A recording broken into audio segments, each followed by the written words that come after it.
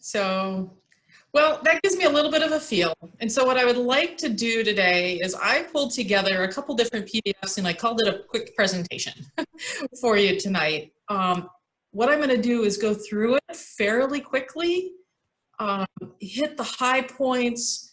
The idea is for not to have to absorb all of the fine details in this PDF, this little presentation, but for you to get the flavor of what's happening and leave a few minutes for Q&A.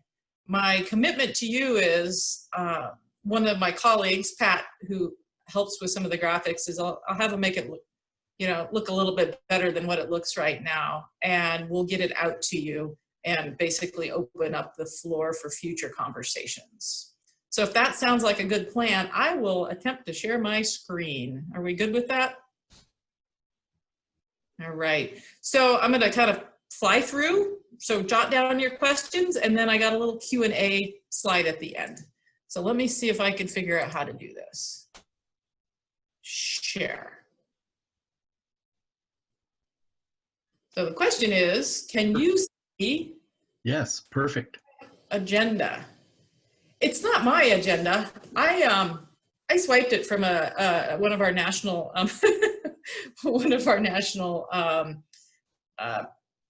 presentations from our headquarters. So what I want to go over with you today is, just kind of what is the Urban Wildlife Conservation Program? Quick 101. It might be new for a couple of you, but a good refresher for the rest of you. I want to look at its history a little bit, but more importantly, its evolution, where we're at now. So I know you've been hearing things for several years all along the way. And then within that big framework of the program for the U.S. Fish and Wildlife Service, I want to drill down and spend some time looking at where we're at within the Portland-Vancouver Urban Refuge program, which you are absolutely part of. So just moving along, if we're being honest with ourselves, we have an incredible advocacy of conservationists that have been, shoulder to shoulder with our national wildlife refuges, communities, visitors, partnerships, coalitions, friends groups and stewards that we've had for a very long time. Incredibly important to the history and the richness of what we've become. But if you think about the visitation and the representation of our community and what a changing America looks like demographically, ethnically, and culturally, a lot of our current our history does not necessarily reflect with where the country is today.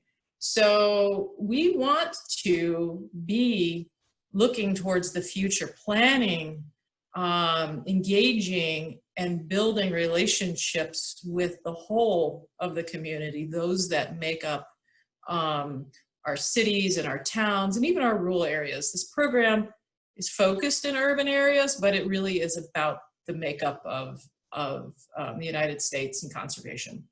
So fast forward here, back in 2010, we was our last census, and that's when the service took a good look and found that, in fact, 80% of Americans are living in or near cities.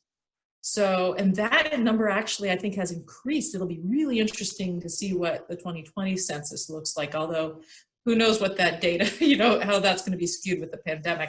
But that was growing and less agrarian, more concentrated in urban areas, more diverse, bigger, more people, greater populations than ever before. So the world is a fast changing place, and we aim to keep up with that. So back in the,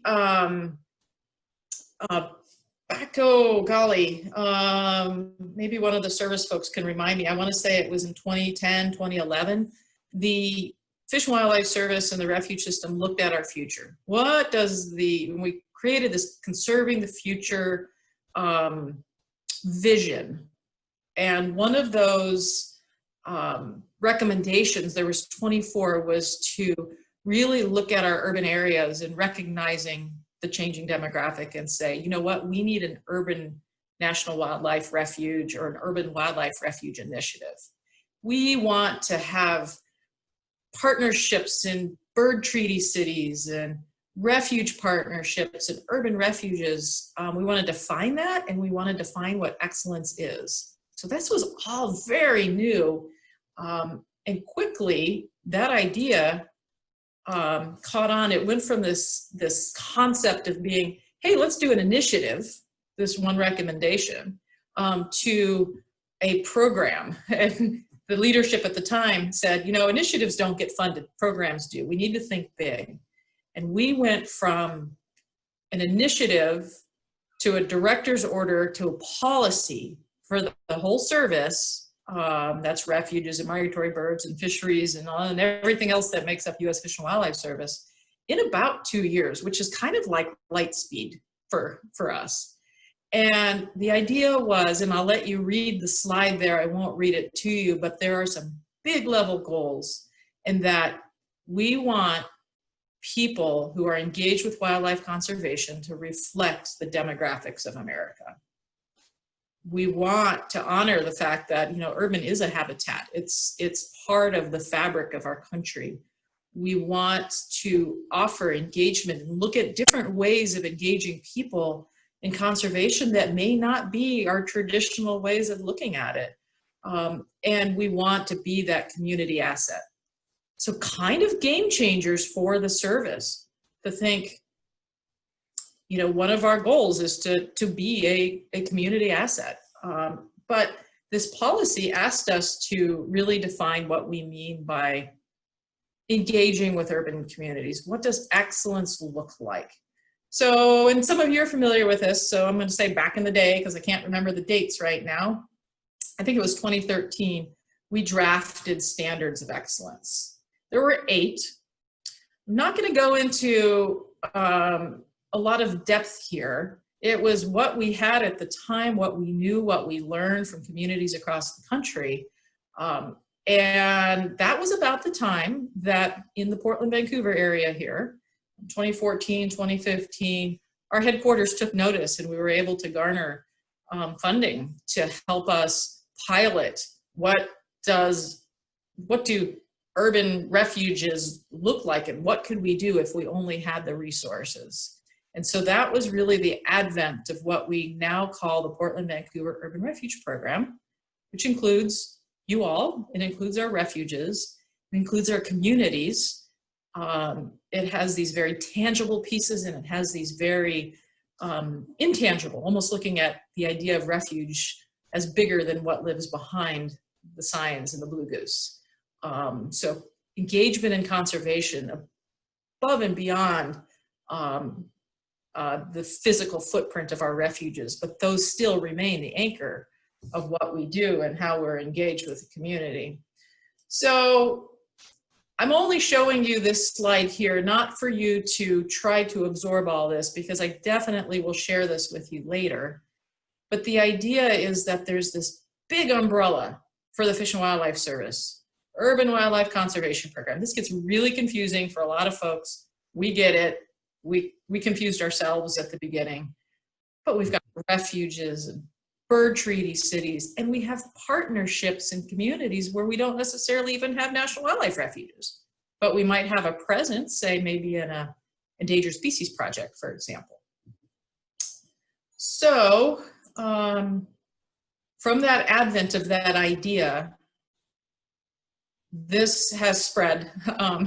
This is a different kind of viral spread that we like, in that we were able to lift up, initiate, pilot now urban national wildlife refuges, which the first, I think there's a couple new folks on the phone. So the first definition of what an urban wildlife refuge is a national wildlife refuge that has 250,000 people living within a 25-mile radius. That is just the first filter. That's the geographic check mark, if you will. And so you'll see urban refuges throughout the country, but there's partnerships, urban bird treaty. Again, a lot of information on the slide I don't expect you to absorb. But once you're an urban refuge, it doesn't mean your work is done. It means that you are in a great geographic location, more than an accident of proximity, but a place where there's hope, like a geography of hope, if you will, for connecting people with our wildlife and conservation mission. So 4 or 5 years went by. I've known many of you since the beginning, and we've tried a lot of things. We've worked with communities. We've helped build parks and cities. We've helped lift up the work of our friends group to engage with communities through cooperative agreements. We've done communication campaigns. There is so much. And there were about 3 or 4 other cities that were designated as urban refuge pilots that got that big bit of funding. And we got together about a year ago and we compared notes. We thought we were going to find that we all did youth programming the same, or we all did environmental education the same. And in fact, what we found out through discovery of all the pilot work is that it's not about the what we were doing that was so similar, it was about the how. Absolutely about the how. And we found that where we were building trust relationships and advancing conservation in urban areas, there were 2 of those 8 standards that really stood out. Know and relate to your community and be a community asset. Those were the game changers.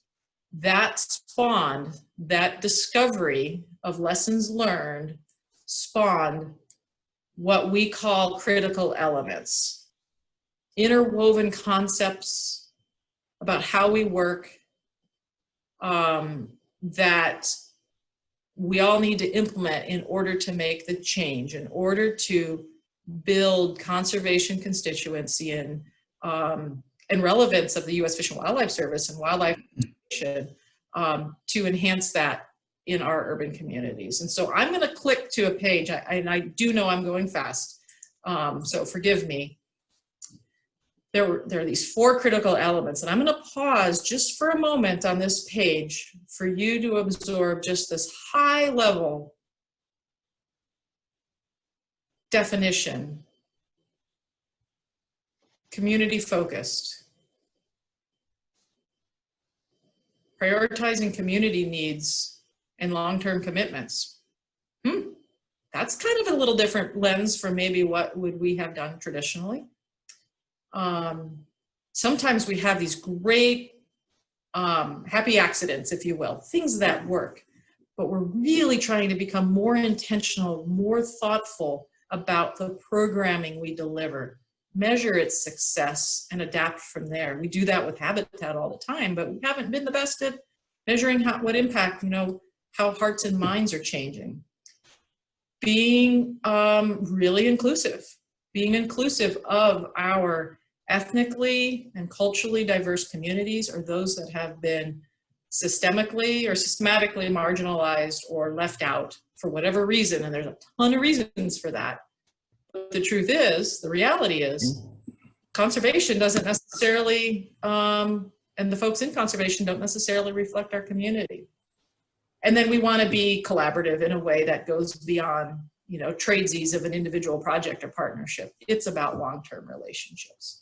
So those critical elements have now really started to guide the direction of the whole national program. And what that has done is led the Fish and Wildlife Service to a long-term vision, a 10-year strategic plan in the making as we speak, that has these high-level goals where we want to provide access for all, expand conservation. Well, I'm having a heck of a time here. Oops, somebody can't hear. And build a workforce and volunteers that reflects our community.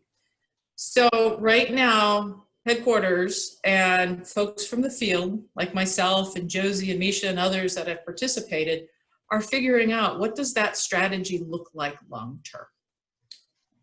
So, in interest of time, I'm going to not get into what each one of those means, but suffice it to say, we are working with our director almost weekly on what does that look like, and we hope to have a national strategic plan soon. Phew. So I'm just going to pause for a moment and take a breath, and I only can see a couple faces, so I'm not sure if folks are looking at me like, oh my gosh, she's going too fast, and there's a lot now up on the screen, I don't understand, or like, oh yeah, thumbs up. I'm gathering the big picture here. So maybe just a moment for feedback. Now I see 6 people. I had a quick one. What organization, I'm pretty new to this, so bear with me a little bit, but what are you part of U.S. Fish and Wildlife or somebody else? Yep, this is the U.S. Fish and Wildlife Service. Yep. And Bruce, my roots are in the visitors. I was a visitor services manager at Tualatin River National Wildlife Refuge. And so this is a Fish and Wildlife Service wide program. Most of the emphasis right now is in our national wildlife refuges. Okay, thanks. Yeah. Just a lot of history, Bruce, so it's hard. I'm happy to talk to you more whenever is convenient for you if you'd like. That's good. Yeah. I get it, thanks. Okay, sounds good. I have a comment.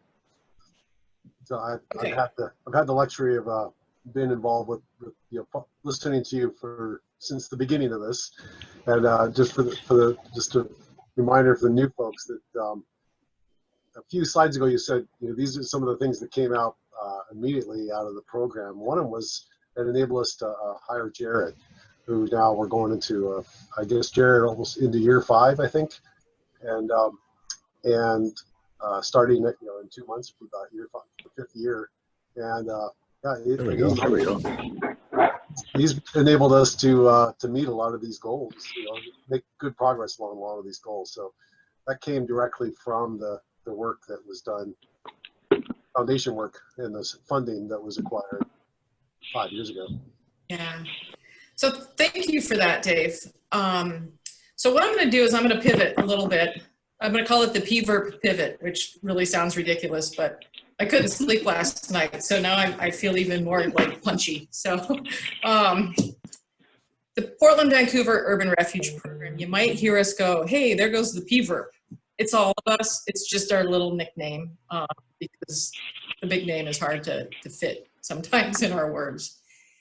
So those standards of excellence, you guys, were huge. There's 8 of them. It was packed with something like 110 outcomes, something like that. How do you get your head around that? I can't get. No. Somebody having trouble, Jared? Should I pause for a moment? I think you're host. Sorry, yeah, I think we're just having issues with Randy's phone. Hey, Randy, do you have anything to ask?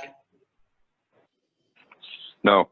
I can't get the audio to work on my computer. That's why I got my phone going. So I can just shut off my phone if you want, if it's causing interference. Okay, yeah, that's fine. Thanks. Mm-hmm. So one of the things that I think is really important and a big take-home message is that we have these goals and we have the things we did, but we really needed to define the changes we were making. It's like, it's one thing to teach 100 kids, but what they walk away with and how that changes them or how we improve, how we deliver, those are really the outcomes. It's like planting trees. We could go out there to the floodplain in the Steigerwald, reconnection project and plant 100 floodplain forest trees or species. But planting 100 trees or 1,000 or 10,000 in the floodplain doesn't necessarily make a forest. It takes time, it takes nurturing. The outcome might happen in 20, 30 years when we have some sort of, climaxed, functioning ecosystem that provides all of these services to us. So is it important to count the trees, or is it important to look at the long term? And this is what, and you apply that to the human dimension and it gets messy. So we spent about the last year and a half, really starting to really target in on what outcomes are we looking for here? What fits this community? And again, this slide will be provided to you later, but you'll notice we call them the 7 big outcomes across the top there.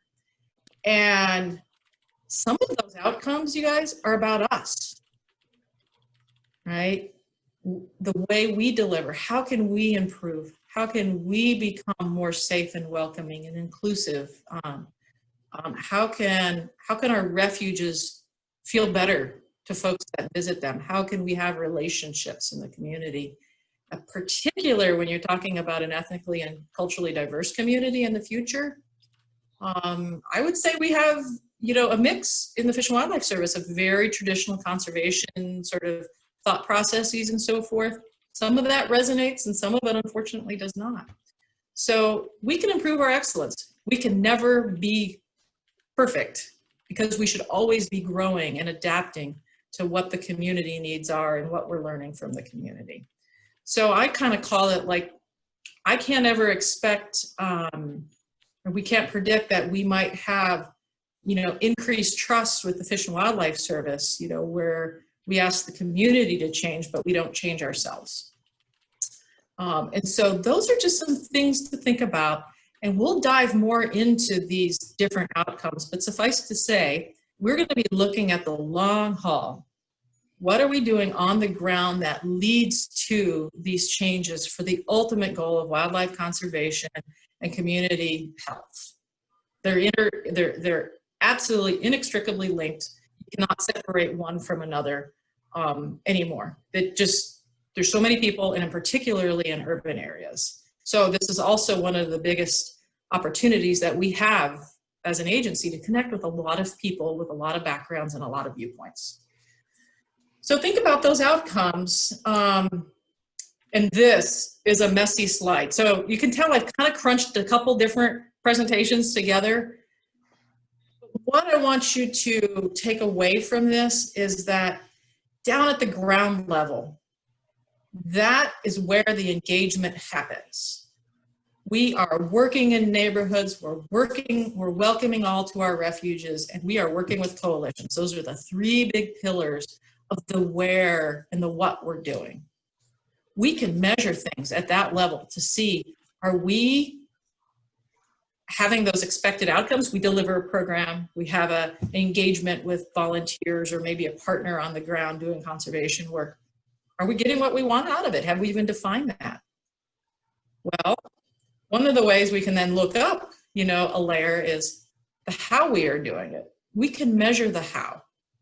Because that is an indicator. It's like that canary in the coal mine or that indicator species. Like if we know that the particular fish, the coho in the backwater for the Reconnection Project. Do I have the right salmon species that you're really looking at?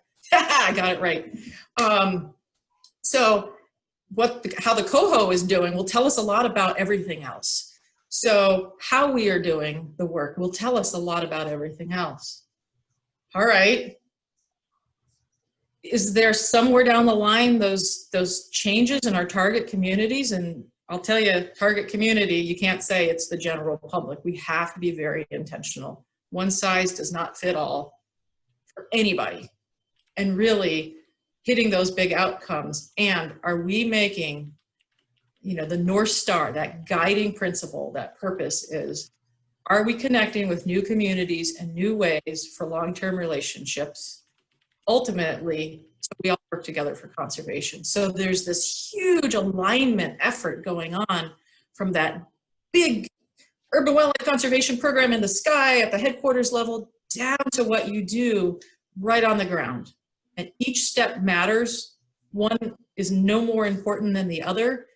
And we're looking at how do we measure that success. And we're moving into a place where we're going to be evaluating our work, looking at little pieces of the work we do strategically to measure there, which will tell us a lot more about how we're doing our other work. So that, I'm going to just then take a breath because I feel like I've taken too much time already, Brett. I'm sorry. I didn't practice how long this would take. But I know there's tons of questions and tons of discussion that needs to happen. And I just started throwing up. I didn't start throwing up. I started placing questions on this discussion. Like, I know it's really important to answer and have this dialogue. Maybe we cue this up for a special time where we just look at this. Or maybe, Brett, I'll take your lead. We could have a little bit of Q&A now. Packed agenda. I'm respectful of that. Phew. I think we can take a few minutes for questions now. I think it's important while it's fresh in people's minds and while we have you cornered to be able to ask you some questions. And I'm always ready to come into one of these corners. This is like my, Hollywood Squares or something. So I'm always ready to be in a corner. So I posted a question in the chat, I don't know if you can hear me, around metrics. Yes. So you had a bullet about visitors feel safe and welcome. Mm-hmm. And I've heard references to that not always being true, but I don't have any data on that. I'm wondering if you do. Mm-hmm. So we do have data. There was a recent survey that was called the Visitor Services Survey that was done last year and the year before, something like that. Josie and Misha, Jared, correct me, I can't. Time is just a blur. I think 2 years ago we collected data where we looked at who was coming to the refuges, we looked at their motivations, we looked at their comfort level. And we do have some data on that, and Dave, it's not changing a ton, but we do have some indicators that we're figuring out what matters.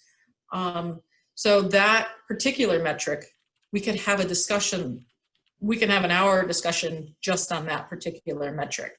But to know, like, maybe that cues up a teaser for us to have, maybe something more in depth. Is that enough for you for right now, Dave, or you want a little more? Yeah, and if we could get more detail in the future, that'd be great. And what I'm going to do is, Misha and Jared, if you could help me maybe figure out a time to share that, because I think there's a great question I put in this that it's like, how can we stay informed? I think that's one of the big, things have changed quite a lot. We've learned so much and things have evolved really in the last year, and they'll continue to as we get our national strategic plan finalized. What is the best way for us to work together to keep us connected and you well-informed so you can see your place and how important what you do is and what we can do to make that also better? So I'd love to have that conversation. That's a perfect example, Dave, of something we might want to talk about in one of those sessions. So, but I'm going to kind of leave it up to Misha and Jared and Josie, wherever you want to, and Juliet. I'm trying to find all the faces. I'm like, to help kind of queue up. Same goes for you, Anna. There may be some ways we can build in some dialogue options as we're kind of regrouping here again. Can I ask a clarifying question to Dave? Oh no, I'm really loud in Misha's ear, I can tell. I'm sorry, Misha. I try to whisper, maybe I'll just laugh. I'm so sorry. Are you looking for specifics on safe and welcoming in outdoor spaces like ours, or specific to the Steigerwald Refuge? I'll take anything you have. Okay, because it's going to be a lot more available. That helps me get you resources, knowing that. Yeah. I think we have a nice repository. There's a lot of work that's happening right now. And we're getting a lot of input and support from the refuge system is kind of undergoing a new rebranding, and it's a lot about belonging and welcoming. And there's a lot of research that some of the mass communication contractor that our headquarters is working with is bringing to bear to help us understand how best to be welcoming in our nearby nature areas, and then lessons learned from other similar places and how can we apply that. So sounds good. So I can speak to that just a tiny bit with an example if it's helpful. So I just moved here from Albuquerque, New Mexico, and we have an urban refuge there, which is centered in a largely, well, completely Hispanic community, much of whom do not speak English. Spanish is their primary language. And so some of the things that they did, so a lot of that community, you know, they're very family-based, very traditional, and the outdoors are not something that they grew up with necessarily. So the urban refuge had made a lot of effort to like have signs in English and Spanish, or when they welcomed them to say things in English and Spanish, or to acknowledge that that land traditionally was owned by certain, you know, either tribes or families, and the importance to that community, so that when individuals come to the refuge, they feel a sense of belonging already and a sense of connectedness to it, whereby they suddenly feel safe in a natural environment where previously that wasn't necessarily something that was ingrained in them as they were growing up. And so the reception that we've received from the community was very positive, because they felt like they could go to these natural places. They could still see the city, you know, skyline, and they knew that they were, you know, out in the middle of nowhere like you would be at some more traditional refuges, but they could experience the environment in a way that felt welcoming to them, and they felt part of it already. And that reception has been very positive there. At least I can speak to that one location. Okay, great, thanks. And an example to really reinforce is that work was done, figuring that out was done building the relationship with the community. So it was really community driven, and the environmental justice, you know, issues that the community, in this case, I think Juliet might be talking about South Albuquerque, faced, and to be able to go and ask the community, how do we build this together? Sometimes you hear co-create, that really rich, authentic engagement that isn't an afterthought or pre-decisional, that you really listen. Every community is so unique, even refuge to refuge here in Portland. And so it's hard long-term work. So that relationship and that trust building is so, so valuable and important. Kim, I had a question, and it's related. You said in the past few years, you guys have really begun to see that, I'm going to see if I captured your words, that the whole aspect of knowing and relating to community, if we don't do that work first, the rest is almost moot, right? Mm-hmm. And my question for you is, are you and your team going to be able to help guide us as we begin to evaluate our relationship with the community? Because I think that's what we're missing. Yeah. You know,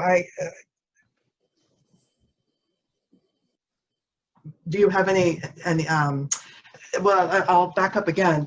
I know we're about to engage with some training that I think is being done in conjunction with Friends of Ridgefield, that's around defining relationships and empowering relationships with community. Is that being done in tandem with work from you and your team? Or are we going about things separately, together? We're together. All right, looks like it on the surface, but we are inextricably connected together. Love it. Love it. So there are definitely some efforts underway right now. I think one of the things maybe you're alluding to is some of the training work that we want, you know, and that everybody's so hungry to learn, I think, because our hearts are good and want to figure this out. So over the last couple of years, we've gotten to know a couple trainers. One in particular, you've probably heard about, Duran Coles from DRC Learning Solutions. Several of you have had training. Duran is this fantastic diversity, equity, and inclusion facilitator and trainer who also is really dedicated to the outdoors, nature, conservation, science, youth of color. So all the pieces come together with Duran. And what we've just literally days ago, Shireen, I'm glad you asked, we were able to secure a contract with Duran so I'll just give you the framework. It's a big, huge contract, actually. It's about $25,000 that we're investing to provide to our refuge staffs, our refuge friends groups and stewards groups in the Portland-Vancouver area. So the Gorge stewards, the Friends of Ridgefield, the Friends of Tualatin River, and staff, you know, really key folks like Jared or what have you. So we've got about a group of 60 people that over the next year, you know, it's starting kind of close to the beginning of the fiscal year, because right now it's just too much for my poor head to get that moving, is that Duran is going to reach out to about a third of you. I gave him an idea of like, oh, this is the makeup of our groups. This is where folks come from. This is what I know without profiling anybody. And he's going to reach out to maybe a third of the folks from different levels of the organizations and just ask some questions, a little needs assessment to see where your learning needs and interests lie, maybe your barriers, some of your concerns. So different positions, different ages, different genders, different, you know, identities that, you know, that we're aware of, again. And then he's going to create a training, a curriculum. So then probably going to be about 10, it'll shake out to be about 10 sessions with some in-between work that folks can do for all 60-ish people in the 3 refuges and a couple other key folks. And he'll create cohorts, like online cohorts, very much like the training that Josie and Jared and Misha have gone through, this cohort model where you're together with a group of people learning and building that trust and knowledge over time. So we don't know what it's going to look like until he does a needs assessment and really is responsive to the training needs of the group. What we have learned is picking occasional trainings off the table and kind of checkboxing or cherry picking doesn't really necessarily translate to long-term a progression of learning, and it's lifelong. So this is we kind of did it a little bit, and now we're growing that sphere. And my hope and goal is that we're all learning together using shared language across at least the Portland-Vancouver area within our friends and so forth. Because sometimes, you know, this cup is called the cup and this one's called the tumbler. We want to be able to create, you know, have our language that's that helps us move together and have that shared learning. So does that answer your question, Shireen? Is that where you were getting at? It is, but if you know me, I always have another question right behind it. But this one's not for you. It's just to try to link to some of the dialogue that's been going on in some of the various committee meetings and in prior board meetings. And so I'm going to just direct to Brett. This is the same training that we've been referring to starting up in the October time frame. Is it not? Yes. The okay. Fact with Duran is the DEI training that we've been right. hoping for, but haven't had a whole lot of details on. Okay. So Kim, just while we have you, just for clarification, it sounds like from what you said, Fish and Wildlife Service is footing the bill for this training with Duran. Mm-hmm. That's fantastic. Thank you. We appreciate that. Yep. It's really important. That's that standard one, know and relate. That's that cultural competency. I think I saw a question like, oh, do we have to put in any, you know, or match something? The answer is no. I think where you come in, what you can give is, you know, your hearts and minds and your open-mindedness and your participation, and that dialogue and that commitment in between Duran sessions, like that is more valuable than any little, you know, budget, you know, that we could come up with. And so creating that and being adaptable and seeing where we go and learning together, that's what we need the stewards and the friends doing with us, because we're on it's a journey, it's a lifelong journey.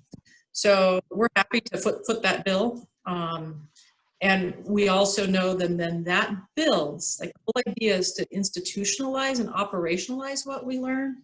Because I know Jared and Misha and Josie and Juliet, they've been starting to look at volunteer position descriptions. How can we become a more inclusive and more relevant and more welcoming, just in how we run our volunteer programs?